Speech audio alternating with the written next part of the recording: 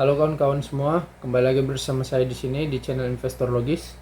Kali ini saya akan coba memberitahukan kepada kawan-kawan semua tentang apa-apa saja sih yang perlu kita periksa sebelum kita menginvestasikan uang kita ke dalam suatu perusahaan.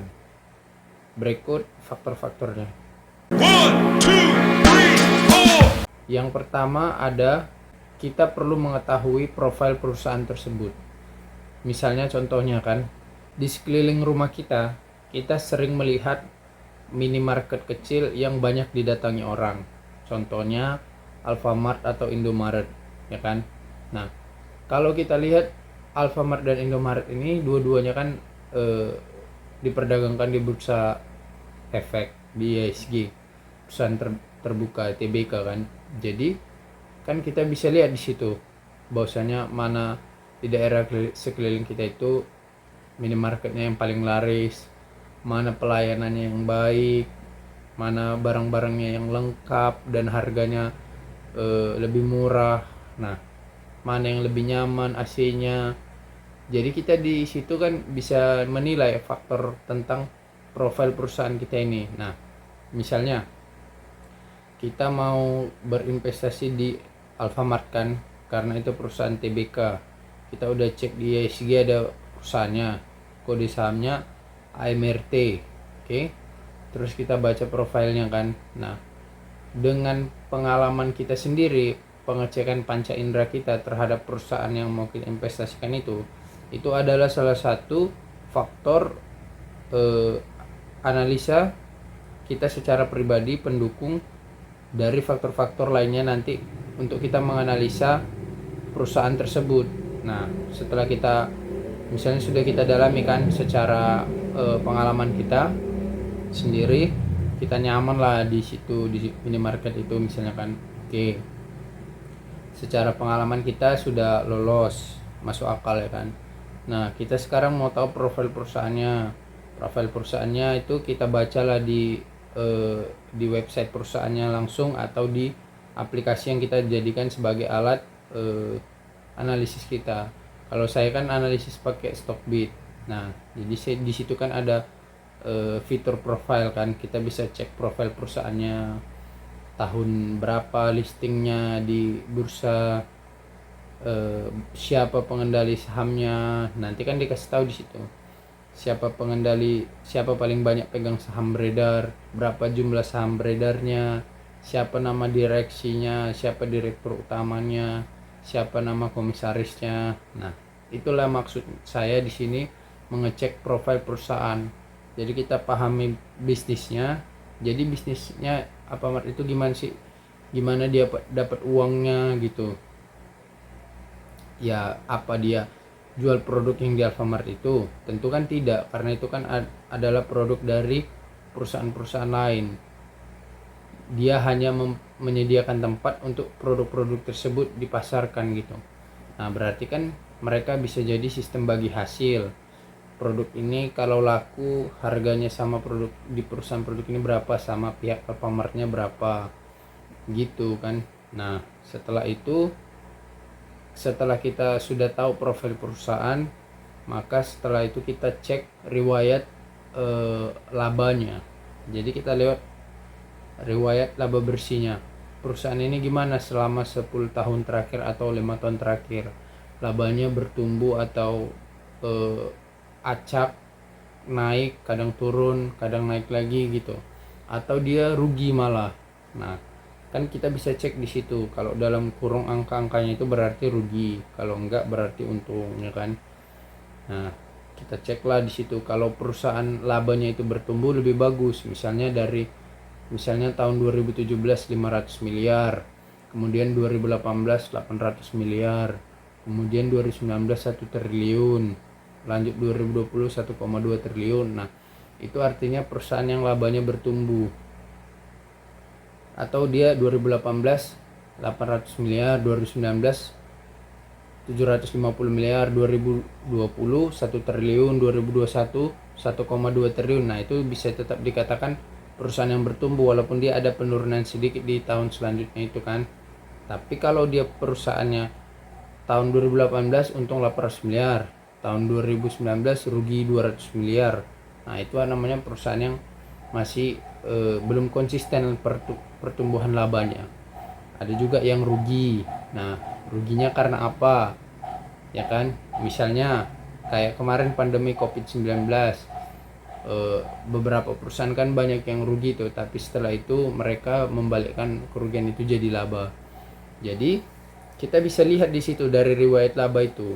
Kalau di tahun 2020 waktu pandemi Covid kemarin mereka rugi, artinya bisnis perusahaan tersebut tidak tahan dengan suatu masalah ekonomi global, langsung drop dia. Nah, jadi kalau dia tetap laba walaupun labanya turun, itu masih gak apa-apa, karena wajar situasi ekonomi secara global kan masih turun kan.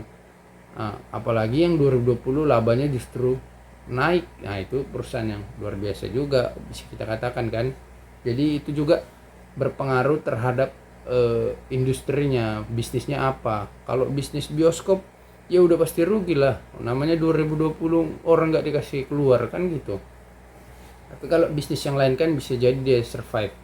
Misalnya contoh, dia bisnis menjual emas, ya nggak ada kaitannya juga kalau orang mau covid atau enggak. Ya memang secara traffic pelanggan pasti turun kan yang ke toko emas tersebut, tapi kan orang beli emas gak ada hubungannya sama corona kan gitu.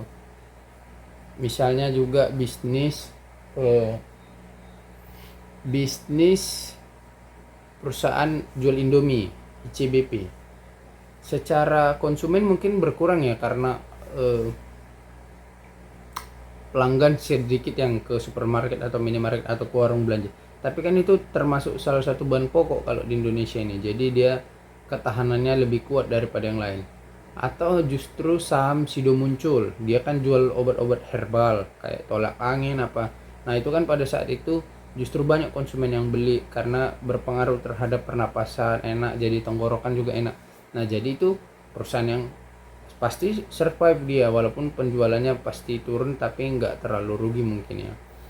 Nah jadi setelah profil perusahaan tadi yang pertama, baru kita harus pahami riwayat labanya. Kita harus lihat bahwasanya ini perusahaan yang labanya bertumbuh atau naik turun atau rugi. Nah, antara tiga itu kan. Kalau kalian lihat perusahaan BCA misalnya, itu kan labanya bertumbuh terus. Kalau perbankan itu, sektor perbankan itu biasanya labanya bertumbuh terus secara konsisten karena mereka kan pendapatannya dari pendapatan bunga. Nah, setelah lihat riwayat laba, setelah kita tentukan, baru kita lihat valuasinya. Jadi kalau saya sebagai yang menganut metode investasi value investing, berinvestasi berdasarkan nilai intrinsik perusahaan, kalau lihat valuasinya udah terlalu mahal, saya jadi males duluan gitu, walaupun perusahaannya misalnya bagus gitu kan. Tapi kalau misalnya masih dalam harga-harga wajar dan masih bisa dipertimbangkan, ya masih maulah saya analisa lebih lanjut. Tapi kalau di valuasi ini udah terlalu mahal, misalnya PE ratio-nya udah 30 kali, price to book value-nya udah 5 kali, 4 kali, udah 3 kali, udah malas saya lihatnya. Tapi kalau masih PBV-nya di bawah 1 kali atau 1 kali, masih saya pertimbangkan gitu. Jadi valuasi itu perlu karena kita memikirkan konsep sentral kita dalam proses operasi investasi itu margin of safety. Jadi kita kalau beli perusahaan di bawah harga wajarnya, margin of safety kita kan jadi besar gitu, kita jadi terlindung. Misalnya kayak Pak Lo Keng Hong, dia beli saham BMTR itu EBV-nya 0,3, dia beli saham Cevin Philippine Finance itu waktu PBV-nya 0,16, 0,16, ya otomatis dia sangat terlindung, dia punya margin of safety yang besar, sahamnya terdiskon. Kalau PBV dari perusahaan yang mau kita beli udah 3 kali, 4 kali, berarti kita kan sudah membeli 3 kali dari harga wajarnya, itu istilahnya. Nah jadi saya akan melihat valuasinya setelah lihat riwayat labanya. Kalau cocok di filter valuasi, di tahap valuasi, saya akan lanjut ke cek hitung harga wajarnya ya kan. Jadi saya akan ngecek neracanya, balance sheetnya istilahnya itu kalau di Stockbit. Jadi saya lihat aset lancarnya, aset tetapnya, total aset, liabilitasnya berapa. Jadi nggak, saya suka aset lancar itu harus lebih besar daripada seluruh total liabilitas, itu saya sukanya. Jadi kalau saya baca buku dari bukunya Benjamin Graham, baik di Security Analysis, analisis sekuritas, sama bukunya The Intelligent Investor, sama bukunya The Interpretation of Financial Statement, dia bilang di situ lebih bagus lah kalau perusahaan itu total aset lancarnya harus melebihi seluruh total hutangnya atau liabilitasnya. Karena aset lancar itu kan bisa dikonversikan dalam bentuk kas dalam waktu 1 tahun paling lama. Jadi kalau misalnya kan di aset lancar itu ada kas, ada piutang usaha, ada persediaan. Nah, jadi itu bisa dikonversikan ke kas dalam waktu yang singkat, paling lama setahun, itu kata Ben Graham. Jadi dia prioritaskan aset lancar itu harus di atas seluruh total utangnya kalau bisa. Nah, setelah itu, setelah saya lihat balance sheet, neraca saldonya, saya akan lihat dividen. Nah, jadi dividen ini juga berpengaruh. Ada orang investor yang mereka nggak bagi dividen pun nggak masalah, asalkan laba yang ditahan ini digunakan untuk kepentingan perusahaan tersebut. Ada investor yang tipenya dia harus dapat dividen. Nah, jadi berbeda-beda masing-masing investor ini. Tapi saya tetap lihat faktor dividen ini sebagai penting karena ya namanya investor, kita secara logis pengen dapat pengembalian atas hasil investasi kita secepat mungkin kan. Ya jalannya dari dividen itu. Kalau dia perusahaannya bagi dividen yang besar dan rutin setiap tahun, apalagi 2 kali setahun, ya siapa investor yang nggak senang kan gitu. Cuman ya ada faktor juga, ada kalanya saya membeli perusahaan yang tidak membagikan dividen karena saya menilai perusahaan ini ekspansifnya masih berkembang gitu, masih ekspansi besar-besaran, atau perusahaan menggunakan laba ditahan sebagai persiapan akan situasi yang kurang baik di masa depan gitu. Jadi ya nggak terlalu apa sih ya, kalau mau simpelnya ya bagi 2 aja modalnya, terus setengah di perusahaan yang nggak bagi dividen, di setengah dibagi dividen. Itu tergantung kita sih, investornya mau gimana. Nah, setelah lihat dividen, setelah lulus juga di filter dividen, saya akan lihat saham beredarnya. Jadi saham beredar ini berpengaruh juga sama pertumbuhan harga sahamnya itu. Jadi semakin sedikit saham beredar, maka akan semakin mahal harga sahamnya, biasanya gitu, karena lebih eksklusif saham tersebut, lebih terlihat mahal dia, apalagi sudah sedikit mayoritas saham itu dipegang sama pengendali gitu, sama yang punya perusahaan. Misalnya kayak saham sahamnya bank CIMB Niaga, nah itu kan 91% kalau saya nggak salah dikuasai oleh CIMB Group. Nah, ada juga saham Bank Danamon, saham bank biasanya itu ya, dikendalikan banyak oleh si pengendali perusahaan gitu.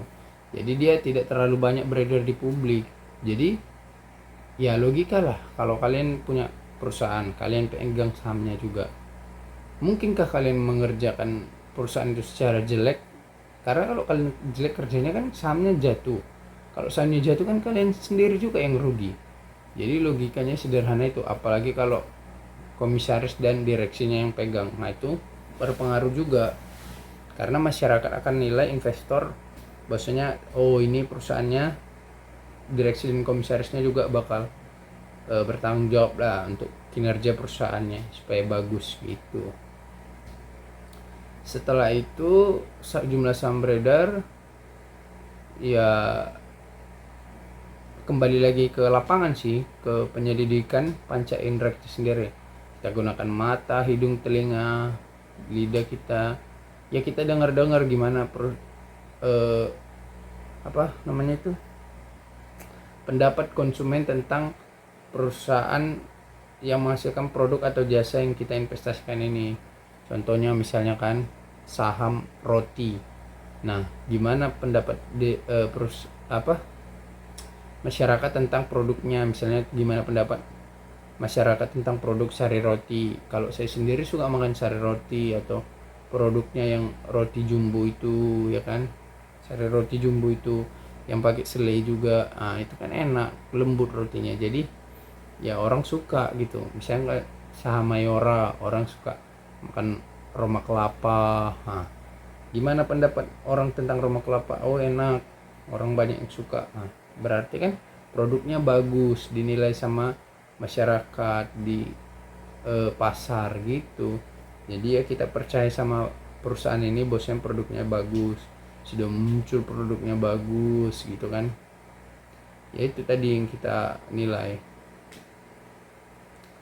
Udah, setelah kembali ke lapangan, setelah semua filter itu sudah lulus, dilewati oleh perusahaan dalam proses analisa kita sendiri, ya udah kita siap untuk masukkan investasi di perusahaan tersebut. Nah, kalau bisa kita beli di harga wajar. Kalau harganya juga di harga wajar gak apa-apa, tapi jangan kemahalan kali. Kalau itu tadi kaitannya sama valuasi. Jadi gitu aja sih untuk proses operasi investasi yang kita akan lakukan sebelum kita masuk ke perusahaan tersebut. Demikian yang bisa saya sampaikan, semoga bermanfaat.